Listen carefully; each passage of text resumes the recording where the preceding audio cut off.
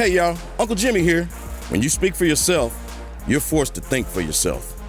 And when you think for yourself, the sports world looks different. In order to enjoy this podcast and this show, you need to have the courage to look at the world from alternative points of view and not be offended when you disagree. Speak for yourself isn't your Twitter, Facebook, or Instagram feed. SFY tells you what you need to hear and not what you want to hear. So, welcome aboard, buckle up, and enjoy the ride. Welcome to Speak for Yourself, presented by Hyundai. Marcellus Wiley. Whitlock is off today. That's not him on keto. And coming up, we'll tell you if LeBron just snatched the MVP from Giannis this weekend. But right now, joined by Fox NFL analysts LeVar Arrington, Mark Slurf, and TJ Hushmanzada. So let's start in Dallas, where Dak Prescott and the Cowboys still haven't made a deal. But it sounds like Jerry Jones and company have been trying to get it done. Reportedly, the team has upped this initial offer of $105 million guaranteed. And according to Clarence Hill, the Fort Worth Star-Telegram, the new offer will make him the highest paid player in the NFL. So the question here is, does Dak deserve to be the highest paid player in the league? And I'm going to say yes to that.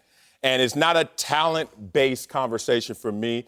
You have to respect what the CBA is going to do to what the revenue is going to be for the players, what the income is going to look like for the players. And that injection, along with what Dak has been able to do in comp compared to the other top 5 players in the NFL in terms of salary, he deserves to be the highest paid. We know Russell Wilson is number 1. But then if you talk about a Jared Goff, a Carson Wentz, even a beat-up Ben Roethlisberger at age 34, you start to realize that Dak Prescott is a guy that fits in that neighborhood in terms of accomplishments, in terms of whatever you want to say about his win percentage, second highest of all quarterbacks since he's been active in the league. And more importantly, the guy is the leader of this team. He has been the constant, and he is a consummate professional. So you have to factor in all those things in terms of just the talent conversation. But for me, yes, Dak should be the highest paid in the league. I say yes as well. And for a tad bit of a different reason, if you look at the value of what you represent to the team, the report says the Cowboys offered a contract that is the highest, would make him the highest paid. Right. So if they're offering him that, that means that that's the value that he holds to that organization. Mm-hmm. Whether Dak feels as though that number is high enough or not, that's to be determined. But the pure fact that the team has offered the amount that would say he is the highest paid quarterback makes it simple and plain to me. That is his value, and that's what he would deserve. I think he deserves to be the highest paid simply because he's the next in line. Forget about what he's done, what he hasn't done. I don't care what he's done, what he hasn't done. I think when you negotiate and you're in that position as a player, now I was never in that position, but you may have been in that position, it is incumbent upon you. It's your responsibility to set the new bar for the guys who are coming up after you. And those guys that are in that position take it very seriously. Mm-hmm. I want to be the highest paid. It's not an egotistical thing in my mind. It's I want to set the bar for the next guys coming up to leap over that bar. And if I'm Dak Prescott, why in the heck would I take less than Carson Wentz from a guaranteed standpoint or Jared Goff from a guaranteed standpoint? No, Preach. Absolutely not. But the other thing that really irritates me, though, more than anything else is I guarantee you Dak Prescott and his agent didn't leak this information. This is always leaked by the teams to basically say, hey, listen, we've given you this great offer, this monopoly money. We say that you're going to be the highest paid guy at your position, but you don't trump people from a guaranteed standpoint. That's wrong. It's not. And it pits you as a player against your own fan base. Look at how selfish Dak Prescott is. He should take less. Baloney. He should be the highest paid guy because he's the next in line. That's it. You deserve whatever they're willing to give you. And he's earned his payday. Now, the highest paid player in the league, no. And y'all all know that. A highest paid player, that's not him. I like Dak Prescott as a quarterback, but is he better than Russell Wilson? No. Is he better than Aaron Rodgers? No. Is he better than Ben Roethlisberger at this age, at this stage of Ben's career? No. Now, he's on par with Carson Wentz and Jared Goff, and I'll actually take him over them just because of his accomplishments. Now, this thing of, now, it is egotistical when we say we want to be the highest paid. I mean, we ain't worried about the guy behind me. I'm worried about what I'm going to get. And so Dak Prescott is like, what can I get? He's worth whatever the Cowboys are willing to give him. And it's not what we think it is, because if it was, we'd already have a deal. If it was what is being reported, we would already have a deal. And so he deserves it because the Cowboys are giving it to him. But does he deserve, from a talent perspective, to leapfrog all those guys? No. But it's never been a talent conversation, and I think the fans get seduced into that. I think sometimes players get seduced in thinking, oh, you got to be better than the other guy, or why do you get more money than him? I got paid more, and I always tell you the story, than Bruce Smith and Junior Seau. And I knew I wasn't better. And they knew I wasn't better. And they both congratulated me because they said, because you're young, because you have upside, because you're next man up, you deserve to move that bar up. So the responsibility is not just on, are you better than those who are making that amount? It's the responsibility of saying, I'm good enough, but I have something to show you in the future, or at least in projection, and that's what Dak Prescott showed. You know what happens is, the reason what you said, Mark, is true is teams like to compare you to other players. I remember when my contract was coming up, the Bengals were comparing me to Hines Ward. They always do. Oh, yeah. He signed a pretty good deal. All of a sudden, I I wasn't compared to Hines Ward no more. Then they tried to compare me to Monty Toomer. He signed a pretty good deal. Oh, I wasn't compared to him no more. Then I was compared to Brandon Stokely because it fit the narrative of what they wanted to do. Right. And so from that perspective, the guys that are being compared to Dak is like, Dak, hit him on the head because they're comparing me to you. And now, when I come up, now, am I still Dak Prescott? Another reason to throw in there, and it's kind of a shallow reason, but yet I think it's still relevant, is how much is being discussed. Just the amount of discussion around Dak Prescott and what's going to happen and what are you going to do, to me, is reason enough to sit there and say he's worth his weight in gold just based off of that. Now, people may think that that's silly, but if you really think about the importance of what the quarterback represents for one of the most storied and recognizable brands in all of sport, for him to be at the pinnacle, the precipice of every single conversation as it applies to right now in the offseason, that says the value of who Dak Prescott represents to this team all by itself. Hey, listen, you're not going to get any argument from me. He deserves whatever he can get, whatever the market bears. And if that means being the highest paid player, good for him. I mean, listen, your contract came up at the right point. You were healthy and you're good to go. So if we're running the Cowboys, if you three are running the Cowboys, absolutely you make not. Dak Prescott the highest paid player in the league? Absolutely, I do, because of what he's accomplished so far, which is gets him in the conversation, not at the top. You, Stephen and Jerry Jones, Yes. You say, okay, let's give him this. Yes, You? because of the league. Oh, okay. Yes, you do. Okay. No, I don't. Listen, if I'm running the organization, Right. well, I want to save as much money as possible. Well, I you don't would, wanna if you offer him $33 million in September before a career year, guess what you're going to do after that career season? Because they knew the total value of that wasn't really 33 because you tie in his base salary for 2019. Now, are you making him the highest paid player? I would pay him the money now, but as an owner, right? As an owner, I would be paying him that money knowing that I want to try to get that deal done before 2021, before the new CBA money takes place. Because if you got to pay on the other side of that CBA, that number, and again, I think that's where the tug of war is taking place. He wants the other side of the CBA deal contract, whereas if I'm offering you the highest paid quarterback money right now, right? That's going to change. Yeah. That's going to change. And So I would try to get it done right now. That deal is going to have fuel injection because of his birth certificate. He's blessed to have that birth certificate. And let's talk about another quarterback who's not as blessed with his birth certificate, but still the GOAT, and Tom Brady, whose future is up in the air after 20 years in Foxborough. The GOAT could end up playing somewhere else next season. Reportedly, Robert Kraft wants Brady to retire as a Patriot, but he will leave the final decision in Bill Belichick's hands and won't interfere in the process. So the question is, does Belichick want Brady back next year? Man, they are running a caper in New England. A 20-year-plus caper of good cop versus bad cop. And Belichick, you go out there and handle all the personnel. And Kraft, I won't let my heart get involved in negotiations. Oh, I love the players so much, including Tom Brady, but I won't step in and get involved. Everyone up here owns something. I don't care what it is. It could be from a bicycle all the way to homes and to real estate, whatever you want to think. Whatever you own, you may let someone else make an assessment, but they don't have the power of decision-making of something you own. So Robert Kraft needs to be called out for being disingenuous and saying, I won't overstep my bounds. Everything in the Patriots organization is within boundary for Robert Kraft. But this keeps him clean in terms of perception, keeps him clean in terms of image, and lets all Belichick can play the bad guy. Belichick play the bad cop, and then I dare you to shoot back at Belichick because his way works. He's a bad cop, but he keeps those streets clean, you know? So this is what's going on in New England. They don't want Tom Brady back.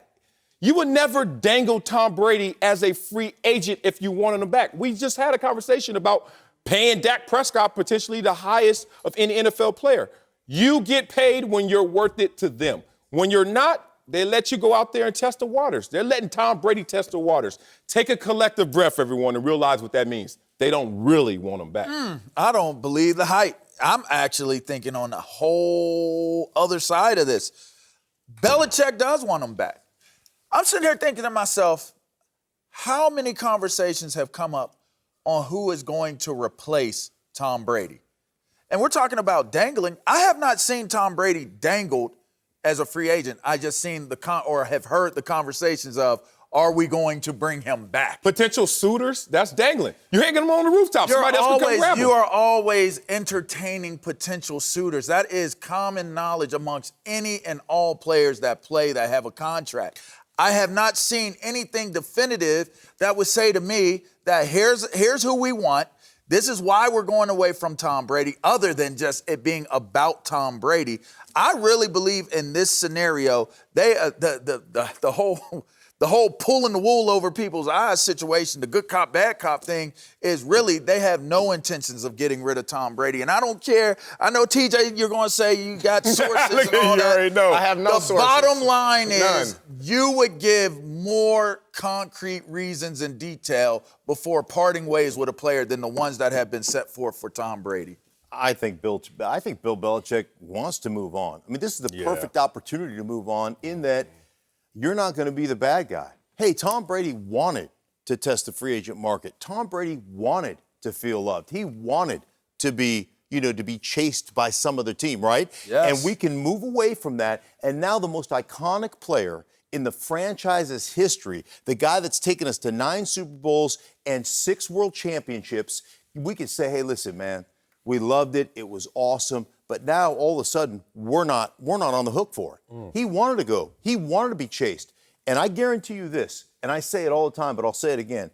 You think the egos are big in the locker room? Walk upstairs to the coaches' offices. If you think that Bill Belichick does not want to prove that he can win without Tom Brady, then I think you're foolish. Because I think that's part of it. Same Bill Belichick that wanted to prove he can win without Bill Parcells and proved that and went on that mission. I think he's on the you went 11-5 with Castle. You went 4-0 with a combination of Jimmy Garoppolo and Jacoby Brissett. Small sample size of I Castle. understand Small that. sample size of Matt Castle. You could get away. A lot of quarterbacks can have first-year success. And as far as getting away from him, you had a really tremendously good season. You came up short in the playoffs.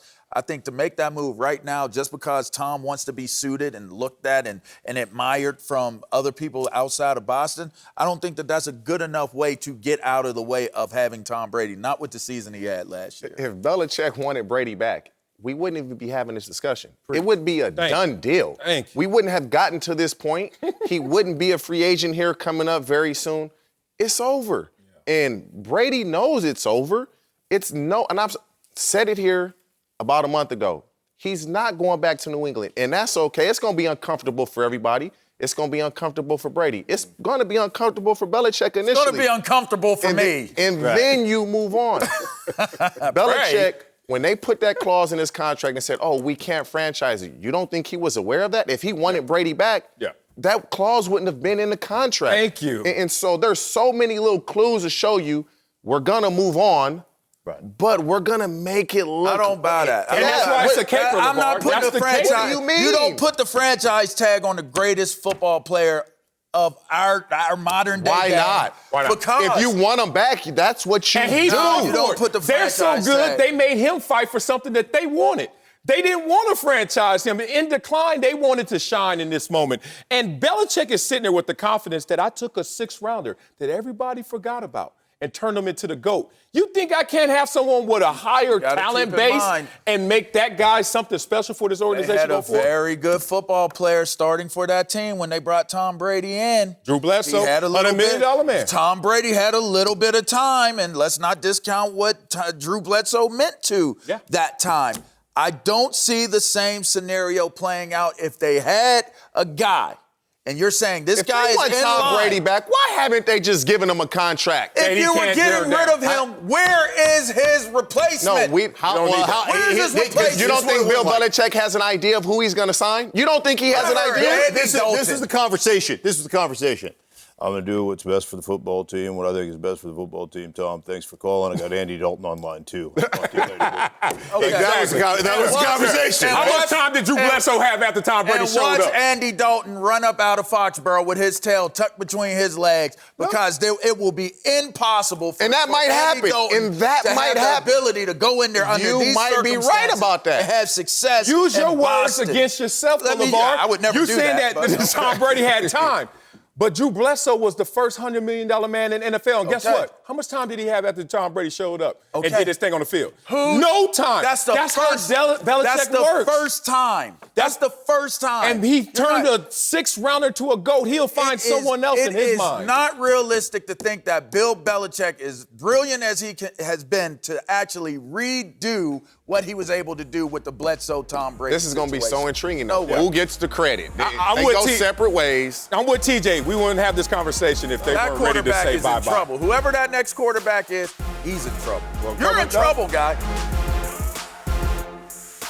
Marcellus Wiley here. Jason Whitlock is off today, but I'm joined now by Fox NBA analyst Slick Rick Dubuquer and Cuttino Mobley. Time now for a big story like that, presented by Hyundai. Let's move to the Battle LA, where my Clippers faced off with LeBron and the Lakers yesterday, and it did not go well. LeBron and Anthony Davis combined for 58 points and pulled away in the second half to win, 112-103.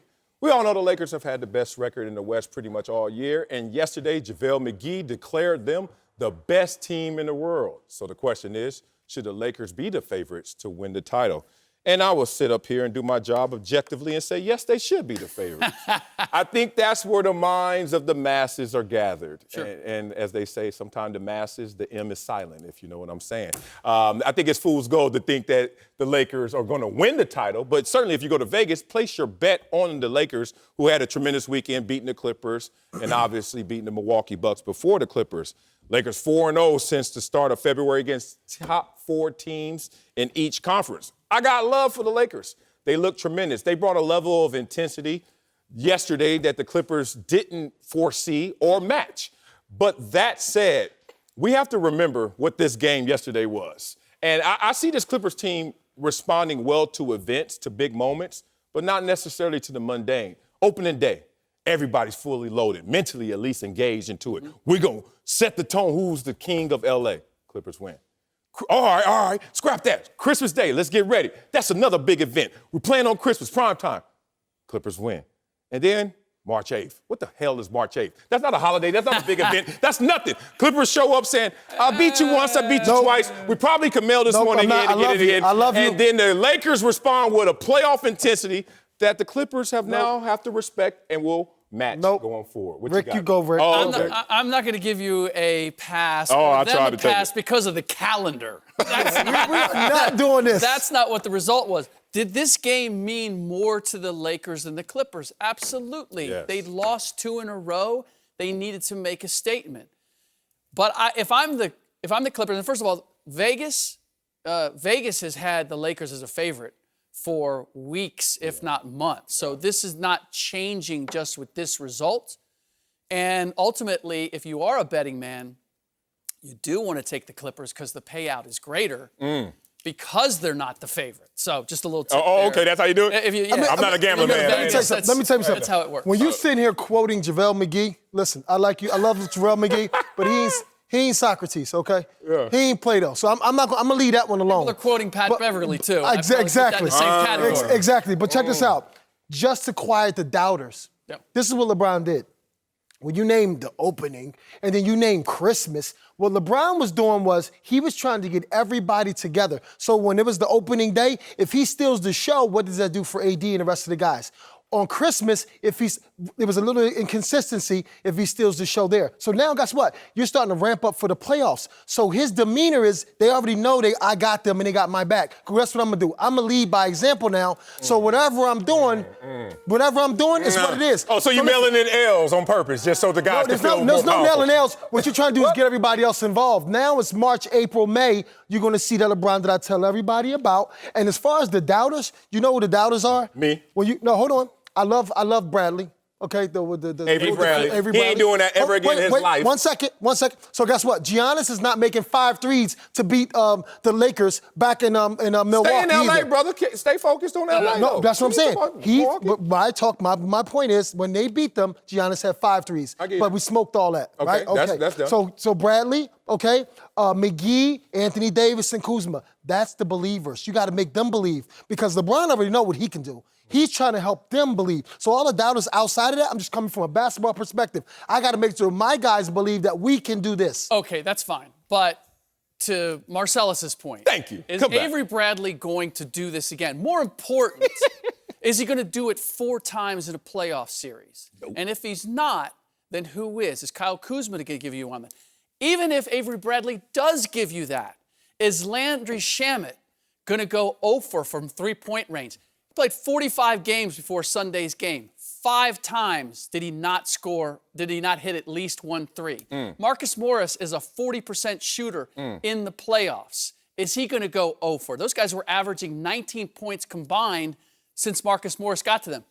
I believe what's happening with the Clippers right now is that they do have an abundance of talent. They have a wealth of talent. And they have guys like Reggie Jackson and Marcus Morris who are used to having the ball a lot. Now they have to be efficient in smaller, and just having smaller and shorter, lesser opportunities. Right. And that takes some adjustment. There it is. I saw the pressure right now is on Doc Rivers. He has to figure out, okay, I've been given the whole toy chest. Now how am I going to utilize them, and how am I going to get these guys to play together? But to answer the first question, yes. The Lakers are the favorites, and the Clippers should want it this way. Because what bothered me about them from the very beginning of the year was we all kind of quietly anointed them as the team. This is the team that should win. And they looked and played for too many nights like they bought into that. Yeah, they did. And they didn't have that. We have something to prove. Now, if I'm Doc, I'm going, you know what? You're right. The Lakers are the better team. They should be the favorite. And we got some work to do. I can't believe you. I can't believe you too. Who, him or me? You talking about Avery Bradley. Is Danny Green averaging not one of the best? 8.5 points this year. Is Danny Green not a playoff-ready guy? I'm asking just enough. Yes, he is. Is he not a playoff-ready guy? last year. Yes, we Wait understand. a minute. Are we going to look at the width and breadth of Danny Green last year? Uh-oh. What you mean? Not the underbelly. You still have to I think respect it was 3 Danny. for 29. You still have to respect Danny Green, and you know that, Rick. That changes concepts and games. No. Do I have to respect Danny Green versus Paul George? Do I have to respect Alex Caruso versus Paul George? Because I got to tell you, I was out there watching this game, and I'm watching those matchups, and I'm going, listen, this is not going to be pretty. That ain't going to work. That ain't going to work in a 7-game series. I love Paul George, but at the end of the day, see, when you try to critique something, it's not even about hating. But at the end of what I'm saying is Danny Green going to not go 0 for 3? Why you keep talking about Danny Green when Lou Williams went 3 for 11? Is he going to do that? That's my point. It changes concepts. Is Kawhi Leonard going to have 0 assists in a 7-game series? Should the Lakers be favored? Yes, I think, okay, between the Lakers and the Clippers, yes. Yeah. LeBron James is telling everybody right now, listen, it's all good. You guys can go cheer for the Clippers. I love the Clippers. I was a Clipper. I'm looking at the roster. I think the Clippers are going to win it. But at the end of the day, should the favorites? Yeah. Well, Coutinho, you know what? This fits the narrative of the Clippers. I'm glad you brought that up. You know, we're more street lights over spotlights, as they like to say. That's the Clipper mantra. And right now, it's a game of Tetris. They have all these pieces that came to the Clippers. I mean, we are loaded. Some of the matchups are just laughable when you're talking about in the second unit. Right. But you got to make them fit. So that's the Tetris right now that Doc Rivers is playing. But I will say that the Clippers got caught a little with their foot off the gas in terms of intensity. 100%. They didn't know that the Lakers wanted it that bad Sure. in this show. The other part is that if you watched it, when the ball moved, they looked dynamic. There were too many times where Kawhi Leonard was in his bag, and I'm like, dude, you don't need that. Like, you have so much talent around you right now. If we're in a last possession situation, if we're down by 1, but they were down by 7 or 8, and Kawhi had the ball the entire 24 seconds. Do you think that's going to change? Because I he's been think- doing that the whole I year think because it should. Paul George has been out. That's you right. think that's going to change Well- right now? Because that's what happened to James Harden last year when Chris Paul was out. It's going to change. No, Once they get your integrated personality is fully. your personality. So he's fit to be able to take over. Paul George's, Morris, all these different people. But what Doc did yesterday, which I was really surprised, in a way I was and I wasn't, is that he played Kawhi and Paul George together. And had them off together. We ain't show if it you off. want to balance that, you always have one of those guys on the floor, which allows both of them to eat and to do some of their dominant work, and they just weren't able to do that. Yep. Welcome back to Speak for Yourself, presented by Hyundai. Marcellus Wiley here. Jason Whitlock is off today, but we got Rick Bucher and Katina Mobley. They're back, so let's talk some more. LeBron James had himself a busy weekend. All started Friday night with a head-to-head showdown against Giannis and the Bucks, where LeBron dropped 37, 8-8 in the win. Then yesterday he went on for 28 against my Clippers and another win, and after the game, here go Anthony Davis start handing out awards to his teammates. What you got to say, AD? MVP. Good. MVP. Just watch the last 2 games. I mean, what he's been able to do, taking on matchups defensively, you know, leading the pack offensively, making the right plays. You don't see that from a guy who's 17 years in the league, and his team is number 1 in the West. So he's on his last one. He's continuing to show the world why he's the best. And I think if people don't understand that in the last 2 games, I think they understand now. So the question is, did LeBron take the lead over Giannis in the MVP race this weekend? Let me say something to Anthony Davis first. This is why your teammate shouldn't be your agent, basically, because that's what LeBron is. Owning the agency they got. LeBron not even better than AD, and then LeBron's not better than AD, but AD's gonna give him the MVP crown. I give you that. In all seriousness, LeBron shouldn't have been that close in this conversation for him to even surpass Giannis this weekend. But I know that's the narrative going around, so I will address it. We're talking about Giannis right now. And Giannis defensively is better than LeBron James, clear cut. We're not even going to have that conversation. Defensive player of the year. 25. I don't care. Boom! That's my problem.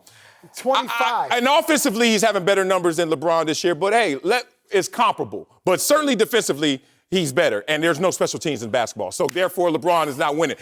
Can anyone have the MVP conversation with LeBron without saying what you just said, Coutinho, his age? I'm getting tired of the MVP conversation. Once you step between the white lines, you could be 19, you could be 40. I don't give a damn. I'm not even caring. I'm not measuring that. I'm not factoring that. If the senior is supposed to win on the team, but the sophomore is a better player, sophomore is MVP of my football team.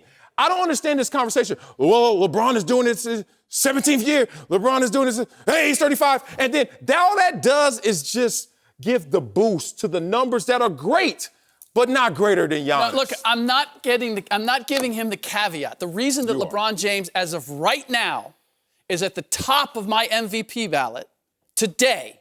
Now, we still have a month to go. I said it from the beginning. I do think this is a race. I do think LeBron has a shot at it.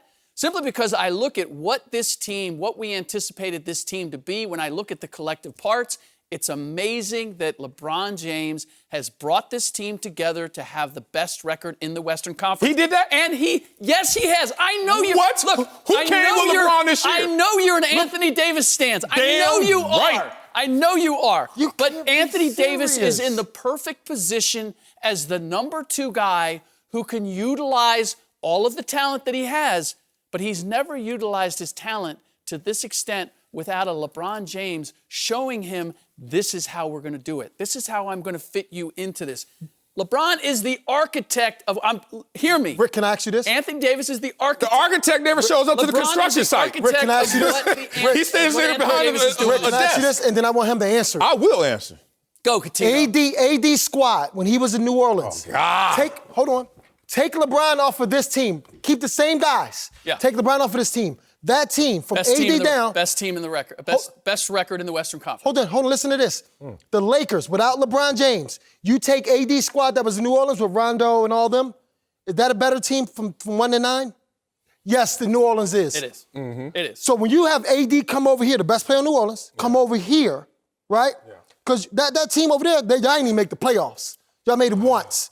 So you ain't even make the playoffs there. So you talking about AD. It's LeBron James with a pack of cools, okay, some gummies that is going to the playoffs. Easy with the gummies. Why? Why are we doing a substitution theory to show value? When look, let's do it. I don't like playing this game, but let's do it. LeBron was there last year. How did the Lakers turn out? Oh, the injury. Oh, yes, that's exactly what it is. You know it. You know what? Yo, because you and Whitlock was messing with me about December. That was December. What are you talking about? That was December when they was third. They were fourth. Second. Oh, you're fourth. Yep. When one more, two more. AD in this situation, I'm not saying he's the MVP candidate over LeBron. He doesn't have the story. He's going to share the experience. It's not a story. It's a mentality. Whoa. Let's just be real. AD's a better defender than LeBron on this Lakers team right now. But he's not the leader of this team. Well, of course not. It's hard to take the crown off the king.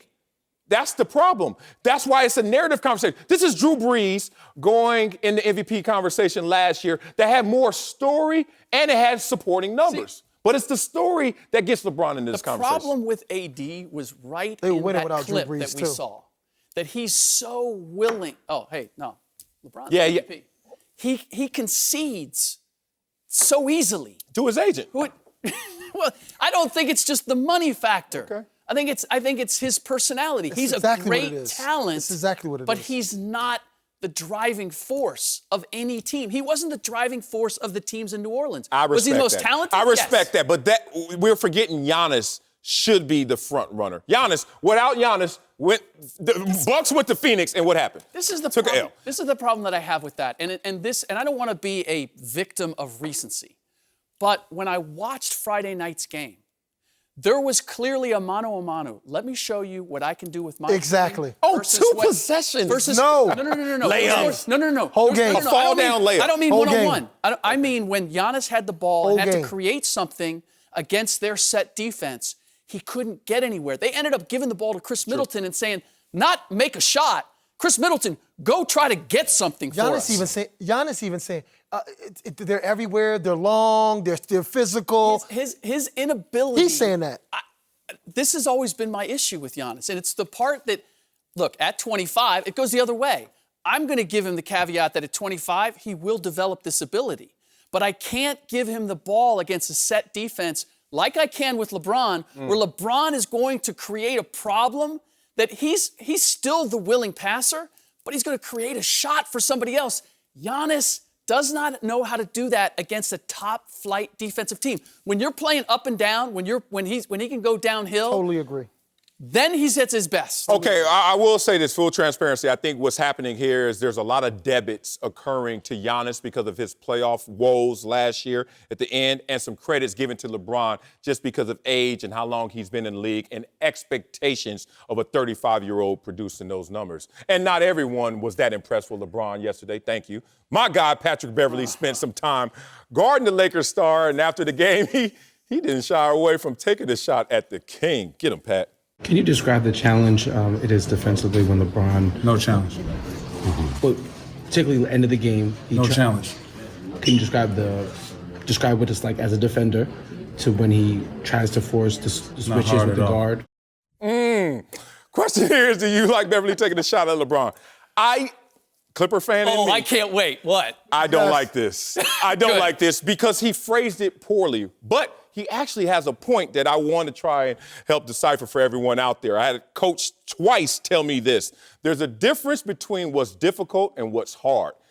Patrick was trying to say that LeBron is not difficult to guard. Now, difficult is complexity. I like that. The game, the arsenal, the bag of tricks, how many tools on that belt.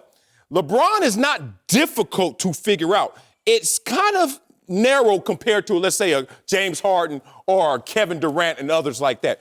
But it is hard to guard LeBron. Because even though when you figure out what he's going to do, which we all know, the slash, the spin. I like your the bully analogy ball. with the difficult and the hard, but it is difficult to guard him, and it is hard to guard him. No. Both. What Pat? I'm not saying I can't do No, I'm either. saying- no, I'm just I'm saying, saying Pat Beverly both. is saying it's not difficult to compute what LeBron James is about. Right. It's hard to do that, and that's where I Patrick was Beverly. 6'8", that would never happen. I'm pretty sure you say that too. Okay, but here's the thing. That's not what Patrick Beverly was doing there. Patrick Beverly was going, I lost to this cat, and I'm not going to give him a quarter. That's exactly It what wasn't. It wasn't that it was hard. It was such a setup. He took the bait. That's a You're specialty. going to ask Patrick Beverly after he has this kind of a game, and they lose to LeBron James, and you're going to ask him how hard was that? He's going, oh man, that was really hard. Like that's not That's not Patrick even his Beverly. ego. He's going to go the opposite way. Tony Even though- Allen, Marcus Smart, Completely. anybody you name like that has that type of persona. Anybody that's what you're getting paid for. You don't get paid to do nothing else. You get paid to do that. So when you come to me and you ask me that type of question, oh, you can forget it, buddy. No. Logic no, out it's the not. window in that Yeah, moment. you can But forget see, it. I'm all emotion right now. This is where Patrick Beverly and Doc Rivers and they all need to come together. Because the right thing to say there, first of all, I would not have been good as an athlete to the media, in spite of the fact that I'm in the media. The Phil Jackson Because nine if trick. I got asked that question, George Pop- I would have Greg said, Popovich. what does it look like? What does it look like to guard LeBron James? And turned it back because to me, why are you asking me that question? I just lost to this cat. I scored 2 points. Avery Bradley lit me up, and you're asking me how it is to guard LeBron James. Like, don't do that to me, right? Right. So I would not have responded well in that situation. No being one would asked have. that Marcellus, question. if you've lost the game and you know you're supposed to do X, Y, and Z, Yeah. and then they come to you right then and there, your questions will be more not logical, come on. rational. Well, you know, I'm able to detach what I'm about to say versus the last 60 minutes on that field. So I could give Yeah, that props is to the true. guy. I'm like, I don't care what I say right now. You know why? It doesn't materialize on that field. I had my moments of action. Now I have my moments of words. And I will use my words properly. But we're saying two different things. I understand that Patrick was talking from the emotions and the egos and just the fact that, hey, man, I'm still a warrior. But did he take a shot at LeBron is the No. question. Sure, no. He took a He shot. took a shot? Absolutely. I don't think it was a Dude, shot. we got an MVP candidate, and he's saying, is it hard to guard him? No, it's not. No, it's I not a think challenge. that's a shot. No, it's not. That Are you sound like a kidding shock me? to Tino. Are you kidding me? Is that a shock to Tino? Again, I wouldn't have took it like that. I was just like, because LeBron, because when they asked LeBron about LeBron about Giannis last time they played, and Giannis had the 5 threes, they asked LeBron that. You know what he said? Exactly. Right. And if my hat off. I'm Pat Bev, after I've had that game, I would have said, at the very best, I love the challenge of trying to guard him. Yeah. He's an MVP candidate. Leave it at that. That's what the Clippers at this point it's need about to do. this is what it's about. Challenging. But right? that's not. But look, that we'll lets live you to know fight when another you're day. that invested, when you care that much that you're that damn petty. When you're so petty like this, it lets you know, But you're I'm saying not that- even going to lose the PR battle. But I'm you're not saying going it to looks like a good thing. Yeah. I hope it pays itself forward. Better. Patrick Beverly was so bad. Just better. Yeah. You can't be talking about anybody. Yeah, minutes are going to get questioned in the playoffs. He keeps playing like that. Time now for Darnell's question of the day. Take it away, Darnell. Yes, sir. Let's talk Tom Brady, who continues to be linked to Antonio Brown this offseason, showing him a lot of love on social media in recent weeks. Last week, AB's people put it out there that Brady was in consistent communication with the receiver and that he wanted to play with him next year. Then over the weekend, Brady responded with a heart emoji after AB tweeted out, quote, "Anger and ego kicked my ass for about 6 months. I forgot about hard work and grace. Has success took a shot yet?" I want to ask you guys, do you like Brady aligning himself with AB on social media? I do. You know, Tom Brady knows all eyes are on him right now, so why not deflect some of that light and attention to AB right now? AB is dealing with a human rights issue, it seems like. When is he going to get a judgment on his suspension? It's insane how long this is taking. And I don't want to hear the whole story about, oh, we got to wait for legalities to play itself out, because the NFL has certainly preceded legalities before in handing out their suspensions. AB needs someone like this, a cohort, someone who can support him in the times where it seems like he's being forgotten. And I understand why the NFL is slow playing it, but still, you need to make a definitive suspension on him. That said, look, Myles Garrett has already had an indefinite suspension and back in the NFL while we see AB on the sidelines. Good for Brady aligning himself with AB, except this one tweet in particular. It didn't make any sense. I don't know what the hell. Yeah, I didn't know. Hey, I was with you. I'm like, Thank you. Tom Brady must love that dude. He's like liking stuff that nobody understands. All I know is, yes, I have no problem with him aligning himself with AB to the degree that he's aligned. I mean, a heart emoji. What type of conclusion in terms of aligning yourself with AB is that other than I support my guy, like I support him as a friend? That doesn't.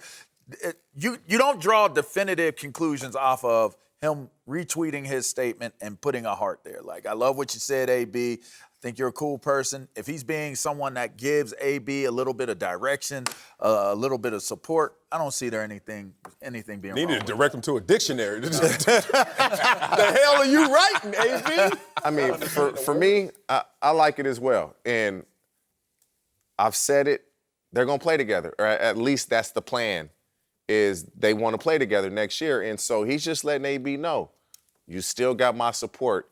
Even liking it with the heart emoji. I'm like, Tom, did you read through this? You understood where he was going with it? And he gave him the heart emoji. And so for me, and I look at it like this, AB has been beat up so much, and it's like, maybe I don't see it. Nobody goes through life being perfect. No. And AB has made some mistakes like everybody else has, and he's been ostracized, like you said, from the league. And like, when is something gonna happen? Mm-hmm. If you go through life and you do things right 90% of the time, you're a pretty good person. Because you damn sure a great person if you go to school like that, right? We all get 90%. And so AB has made some mistakes. Yeah. And Tom Brady is saying, I'm still gonna be there. They've talked, we wanna play together. I'm still gonna reach my hand out to you and help you, even if we don't play together, just as a human being. So from that perspective, I love it. I love the fact that guys in locker rooms just are very forgiving.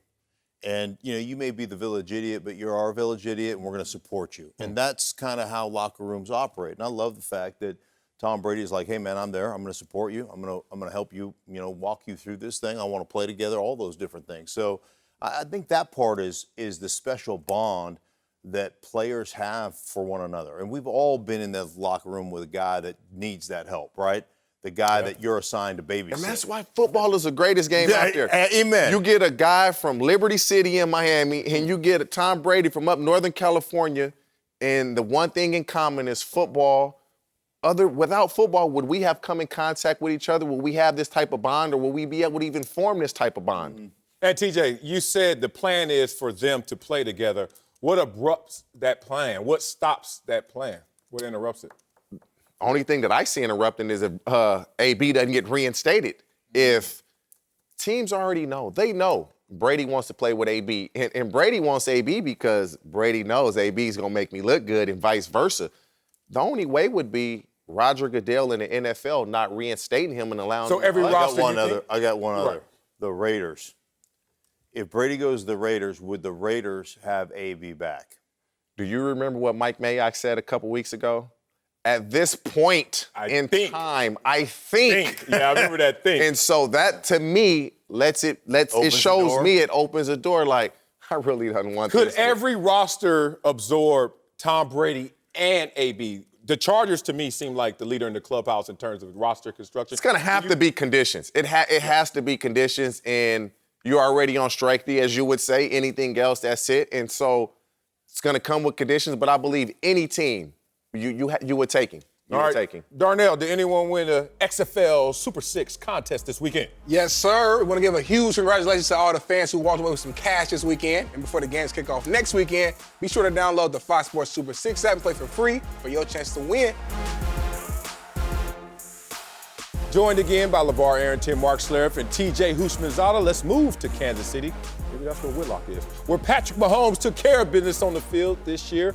But we'll have some business to take care of off the field with a lot of talk about the mega deal Mahomes will probably be signing soon. But the quarterback actually says he's more focused on winning and wants to make sure he does the contract, quote, the right way and for the betterment for the team. So the question is, should Mahomes consider giving the Chiefs a hometown discount? Sitting up here with 4 retired football players. Hell no, you ain't giving them boys the money back.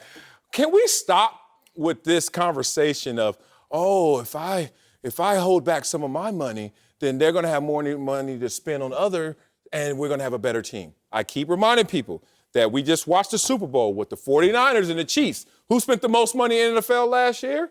49ers. Who spent the least? The Chiefs. And they were in the same contest. 49ers had a lead in the fourth quarter, up 10.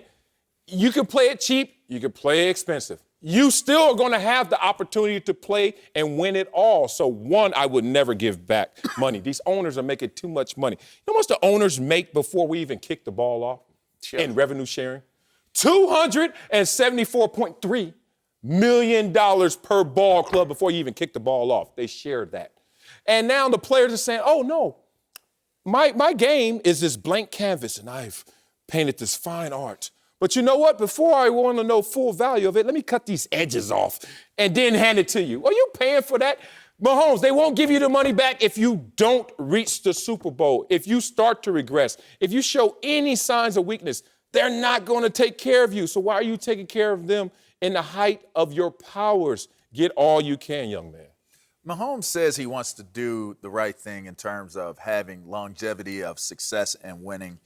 So I say yes, you should consider doing a deal that may seem to be taking a hometown discount, but really in essence, in reality, it doesn't. And I'll say this. I can recall when I was in that same scenario and I did restructurings to help the team to be able to sign guys because I wanted to win. And sometimes I know. Restructuring? How'd that turn out? I've done restructuring. Well, the restructurings were wonderful. Well, they're great. They were wonderful. Did y'all win? No, we didn't win. But the point is, my point. Here's the point. What? The point is that if you do a deal where you're not backloading your deal so much, you're front loading it. If you do a deal that's a $100 million deal, but it's heavy in front loaded money and guaranteed money versus it being a back heavy, and that might be like, language that some people, you might not get it, but you could do a $200 million deal over 6-7 years, and really, in essence, you're not really making very much money within that deal. Yeah, the last year is $60 million, right. $70 million. So if you do a deal that's going to help your team in the here and now and moving forward, and it doesn't seem to be as large a number, but you're getting that money up front, you're getting more of that guaranteed money up front, I would have no problem with him looking at it that way. I would just say no.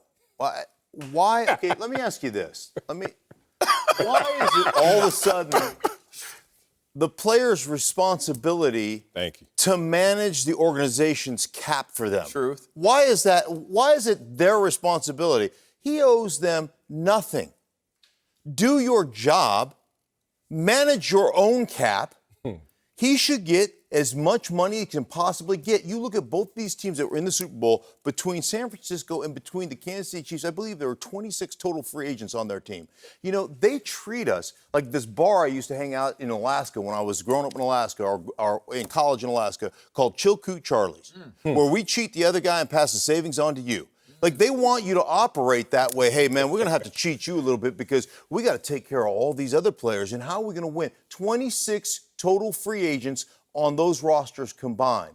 I don't want to hear how we can't pay you. I don't want to hear how we can't manage our cap. That's your job. That is not Patrick Mahomes' job, Dak Prescott's job. It's the Cowboys' job. It's the Kansas City Chiefs' job to manage their own damn cap. Yeah, I'm with you. It's complete no. I don't even know why he's thinking about this. And the biggest thing is, when guys are at the end of their career, you think they're going to say, oh, we're going to give you one more year. We like you. They're going to cut you. Yeah. The owner has and will always have more money than the players. Man, you get every dollar you can get. And look, in a league with a soft cap where they can find creative ways to make sure they sign you, contract extensions, restructure, and everything. There's so many different ways. Stop. You could have a bunch of cap space and give them that signing bonus for that year. So now the remaining years, your cap hit isn't as, you can do it however you want to do it. No, discount, no. I still will insert into this conversation that is pro-heavy.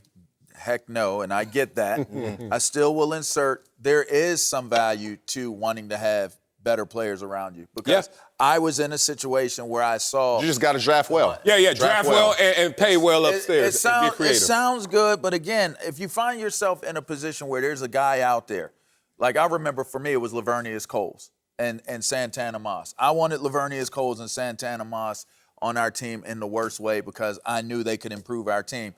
If it took me restructuring for us to be able to put on the market, but you ain't a restructure ain't a discount. We just gonna give you money, lower your cap hit. Right. That's not giving money up. But that could be the same exact way. But that's not taking it. Restructuring is helping them, but I'm not giving up a dollar. But you can still look at the restructuring or the approach. They restructured to make my cap number lower, but they gave me more money. You could do a deal that makes your cap number lower, but that's not a discount. Right. And guys, let's let the guys who are qualified do that job. And that's the point, I think. Patrick Mahomes, you're qualified to throw the football. Throw the football. Get the most you can. Upstairs, there's a capologist. Let him earn his keep as well. To the team that Mahomes beat in the Super Bowl, the 49ers, who have been in the middle of some wild rumors about a trade that would send Jimmy Garoppolo to the Patriots for none other than Tom Brady.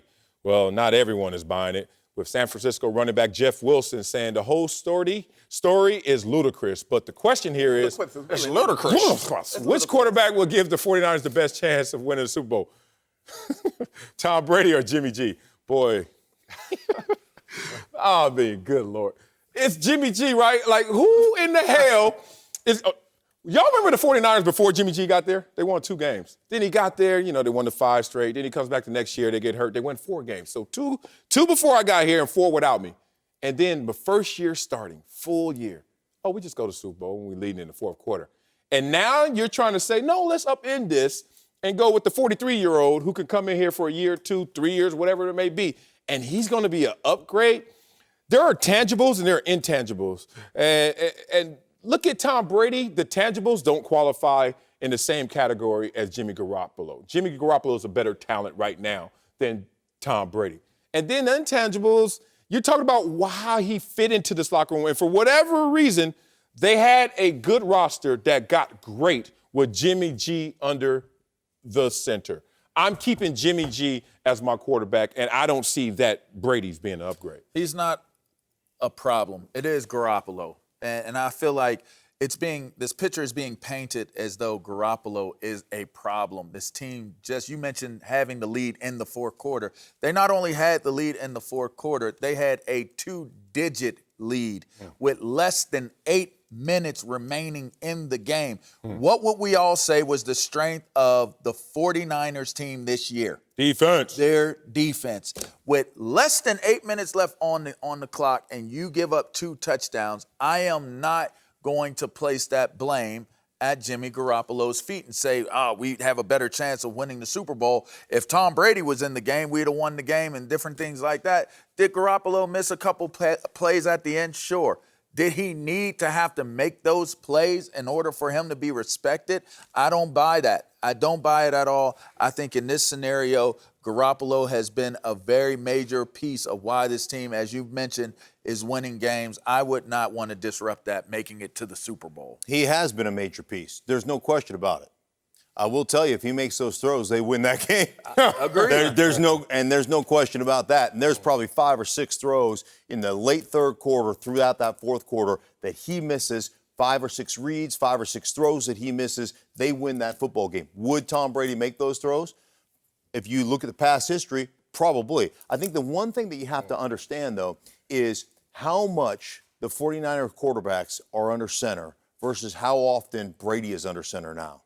Their run game is predicated on a lot of being under center. It's a different style. I go back to Peyton Manning when he came to Denver. Under John Fox, he was allowed to be in shotgun. When Gary Kubiak came in, he moved him under center about 60% of the time. Those two fought like cats and dogs. He hated it. Peyton Manning hated it. Yeah. There would be a learning curve there. So I'm saying in that Super Bowl, I believe that if Tom Brady is playing in that Super Bowl for San Francisco, I believe they win that game. But there's a huge adjustment going over to San Francisco in the system that they run for a Tom Brady. I'm going with Brady, and I don't even know why you guys disagree with this. The game is about winning Super Bowls. When you have that defense, you got Eric Armstead as a free agent. You got DeForest Buckner coming up. You got all these defensive linemen. You got George Kittle. You got Emmanuel Sanders, Deebo Samuel.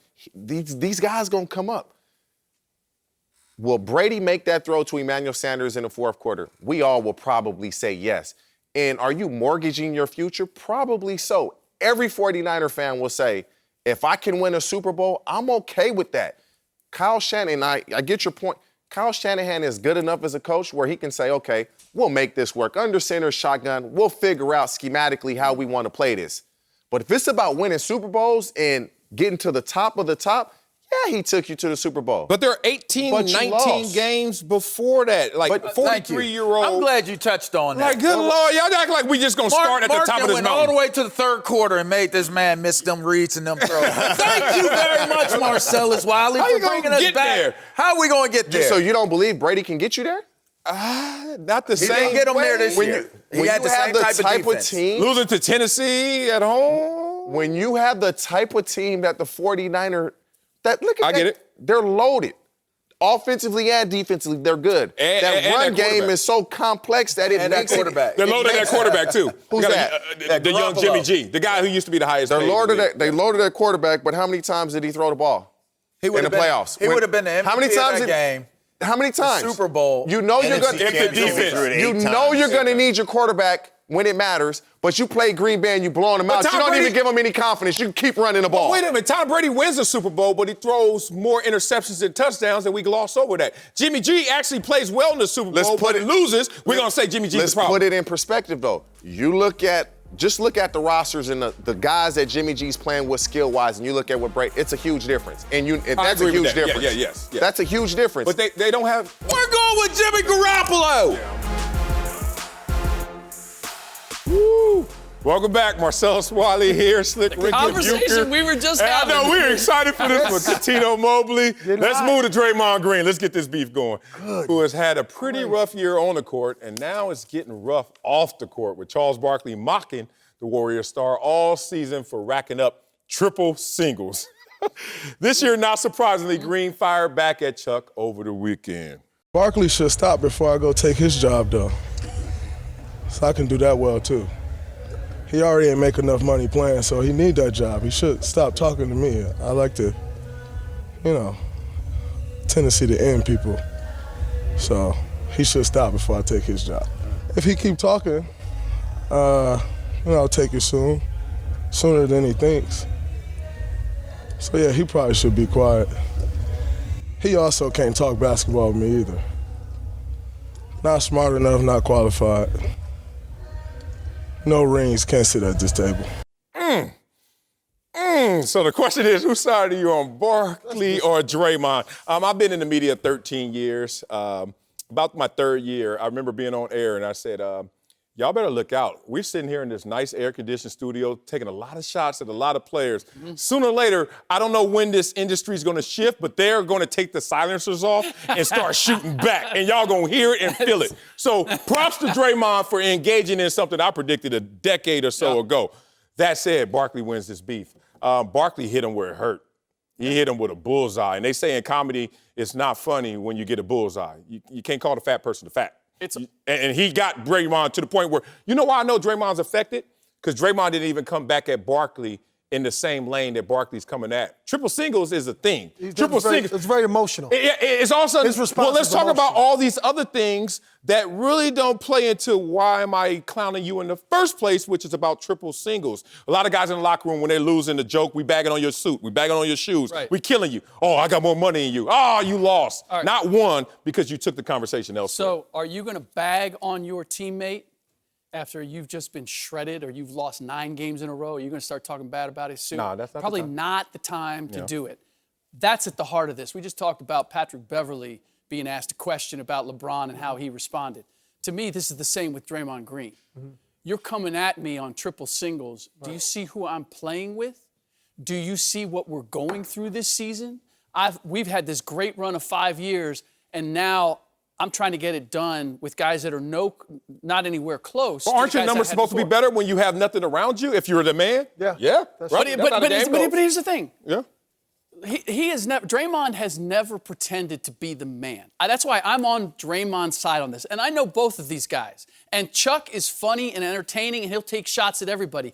But he generally does it in not always, but if you talk about fat women in San Antonio, you're not talking about anybody specific. Nobody particular is going to be coming at you. When you talk about Draymond Green, who has never said, I'm the man, has never said he's an offensive wizard, has never said, I even go after triple doubles, has never presupposed but he does that have he is that. But Draymond, as much as I love Draymond does have an arrogance about him. That He's won 3 championships. He should. But still, he's won 3 championships. He is a part of a team that has 2 of the best shooters. Now, what Draymond Green does is amazing because he distributes and does all those different things. But he cannot say what he said about Charles Barkley in a way where that's more of like an emotional kind of response opposed to where there's things have been said, well, LeBron James or whoever it is that's at a high level, and their response back is less as immature as that one was. You're kicking me when I'm down. Charles Barkley says things about everybody, even when they do well. I understand Shaquille that. O'Neal, You're kicking me when I'm down. If you're Draymond, who's been the 3rd or 4th best player on these championship teams, right, you should feel good about yourself. There's an aura around here that is a little grander than his game, most people would say. I don't even want to judge that. I just want you to come back at him objectively in the ways that he came at you objectively, and it seemed like How about say this one? Charles Barkley is arguably the best power forward ever next to Tim Duncan and Karl Malone. How about say this when he says that? 3 rings, I'm cool. No. That's it. Yeah. Just keep it super simple. Just like Shaquille O'Neal. The last part when he said, basketball, he can't talk to me. No rings. He can't. First of all, Charles Barkley's high IQ too. So don't say he's not smart. No, I get that. Because he's saying with this Alabama accent and he mispronounced words, we're not going there. But as far as a high IQ, he has it. And a greater conversation is, would you want to be Barkley, one of the best power forwards ever, no rings, or be 4th best on your team, but you got 3 rings? That's a good conversation. Welcome back. Uncle Jimmy is here to talk about our approval ratings for LeBron. You know. Oh, Lord. But who's the big dummy of the day? Oh, man. Big dummy of the day, go to the person that done sat up here and sat in my nephew's seat for 2 weeks in a row and ain't got no problem with swapping butt sweat with him. Got to be you, Rick Bucher. You got a point. You got a point. I can't even argue that one. Boy, you are lower screen. Sit up, Lick. Look how little you look. The seat broke down. All that weight that it's used to holding. Let's talk LeBron, y'all, who had a big weekend, taking down Giannis and the Bucks on Friday, then dropping my Clippers yesterday. LeBron has a lot of people thinking MVP this year, and the Lakers are serious title contenders. Rick, if LeBron gets another MVP and a title, is he clearly the GOAT? Greatest of all time. No, he's not the greatest of all time. I'm not entering that conversation anymore because we haven't appreciated LeBron for what he is because we've always made the comparison to Jordan. If you want to say that he's better than Magic Johnson, if you want to say he's better than Wilt Chamberlain, I will say that. 6 for 6. They're 2 different categories, but no, Michael Jordan will always be at the top of the list for me. So unquestionably, always the GOAT, Michael Jordan. I'm thinking about where here? I'm sitting right That's now. What we're doing. I got butt sweat on my mind right now. I apologize, but I'm distracted. Well, Uncle Jimmy, what you got to say about this? Let me ask you a question, Marcellus, Tricky Ricky. Since y'all don't know me, when the hell I done never been wrong? Well, Friday. I told you the Chiefs was going to win the Super Bowl. They did. I told you Tyson Fury was going to knock out Deontay Wilder. He did. It's 2 for 2. I told you my nephew was going to regret calling the coronavirus a hoax. Ain't nobody seen his ass for 2 weeks. At home talking about, I see y'all Monday. It's just a little cold. Tell you something else. Look, Father Time never forgets his kids. One thing's for certain, 2 things for sure. There's no difference between LeBron James and Tom Brady. 2 old-ass men trying to lead a team thinking you can just turn it on when the playoffs come around.